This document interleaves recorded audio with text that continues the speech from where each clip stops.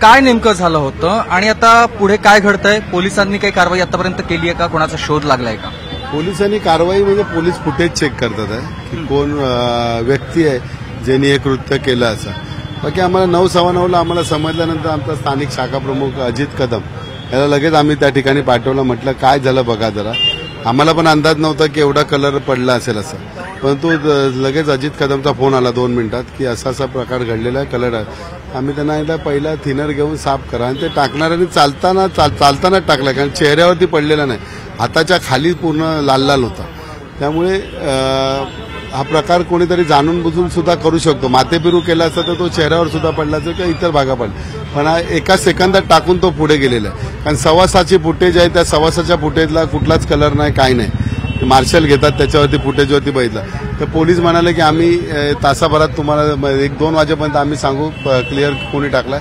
त्याप्रमाणे आम्ही आमचा वरिष्ठ निर्णय घेतील. उद्धव साहेबांशी काय बोलणं झालं? उद्धव साहेबांची बोलणं झालं. उद्धव साहेब सुद्धा तेच बोलले की संयमाने घ्या, कारण मागच्या 18-19 वर्षापूर्वीची घटना घडली, त्याचा पूर्ण लोन किंवा प्रतिक्रिया पूर्ण महाराष्ट्रात तुम्हाला माहिती असेल, जाळपोळ, बस जाळी, हे असे प्रकार घडू नये, त्यासाठी लोकांचा जनजीवन विस्कळीत होऊ नये, त्यासाठी संयमाने घ्यायला सांगितलं. नक्कीच. पोलीस काय कधीपर्यंत रिपोर्ट देणार आहे? आता 1 तासाभरात देतील पोलीस. ओके, धन्यवाद. शिवसैनिक देखील आहेत. आप्पा, तुम्ही इथे कायम असता शिवाजी पार्क परिसरामध्ये.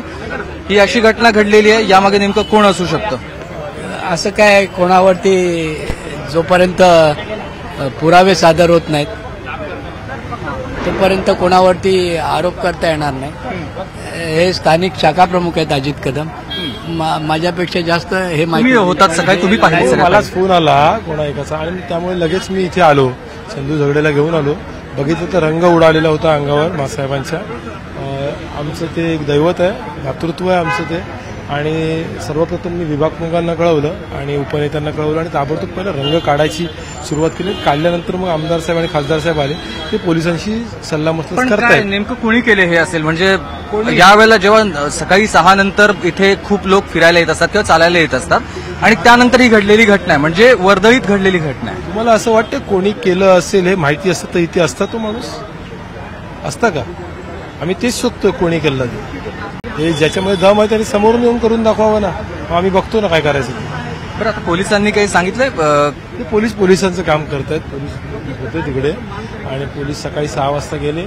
6 वाजेपर्यंत काही झालं नव्हतं असं त्यांचं म्हणणं आहे. सीसीटीव्ही फुटेज बघतायत ते, त्यातून ते निष्कर्ष काढतील आणि सांगतील. नक्कीच. तर हे अजित कदम आहेत, ज्यांनी सगळ्यात पहिल्यांदा ही घटना जेव्हा त्यांना कळली त्यानंतर ते इथे आले होते. आणि समोर मासाहेबांचं हे स्मारक आहे, जे छत्रपती शिवाजी महाराज पार्कमध्ये जेव्हा आपण येतो, म्हणजे दादर रेल्वे स्थानकावरून किंवा शिवसेना भवन परिसरातून येतो, तेव्हा इथे आल्यानंतर अगदी समोरच पंचारती घेतलेली अशी ही मासाहेबांची मूर्ती आणि याच ठिकाणी कोणी अज्ञात व्यक्तीनं गुलाल उधळलेला होता. पण या सगळ्यानंतर आता शिवसैनिकांच्या भावना दुखावल्या गेलेल्या आहेत, म्हणून शिवसैनिक आक्रमक झाले. तात्काळ या व्यक्तीला सोडवावं, त्या शोधावं अशी मागणी केली जाते.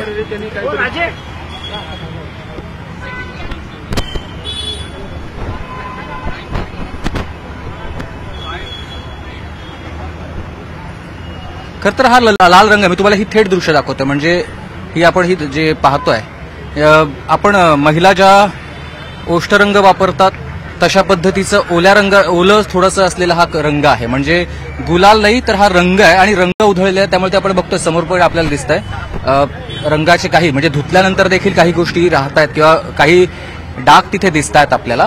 त्यामुळे हा रंग आहे असं देखील काही जणांचं म्हणणं आहे. आता पोलीस या सगळ्यावरती शास्त्रोक्त पद्धतीनं जेव्हा तपास करतील तेव्हा नेमकं समोर येईल की गुलाल होता की रंग होता. पण दुसरं म्हणजे आणखी भावना तीव्र होत आहेत सगळ्या शिवसैनिकांच्या, ज्या आपण पाहिल्या की जर का आम्हाला माहित असतं तर ती व्यक्ती कोण आहे तर तिथे राहिली नसती. काही वर्षांपूर्वी देखील अशाच पद्धतीची घटना इथे घडलेली होती, तेव्हा देखील शिवसैनिक आक्रमक झालेले होते आणि त्याचा भडका इतका उडालेला होता, त्याचे लोण संपूर्ण महाराष्ट्रात पसरलेले होते. आणि आता तसं घडू नये म्हणून उद्धव ठाकरे यांनी सगळ्या शिवसैनिकांना आवाहन केलेलं आहे, कोणीही अनुचित प्रकार घडेल असं काही करू नये, सगळ्याचा शोध घेतला जाईल आणि समोर आल्यानंतर योग्य ती कारवाई त्या व्यक्तीवर होईल, पोलीस त्यांचा तपास करतील. पण तुर्तास सध्या या सगळ्यावरती तपास सुरू झालेला आहे आणि हळूहळू काही शिवसैनिक इथे जमायला सुरुवात झालेली आपण बघतोय.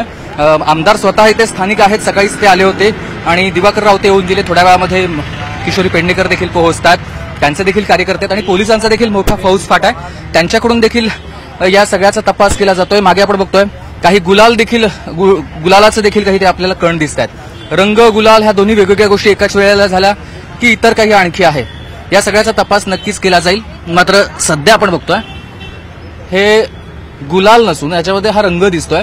हा जो रंग आहे तो चिकट आहे, द्रव पदार्थासारखा आहे, त्यामुळे गुलाल नसून रंगच असावा असा देखील अंदाज आहे. या सगळ्यावरती आता तपास होऊन पुढची माहिती किंवा काही वेळामध्येच सगळ्याचा तपास होऊन अहवाल समोर येईल.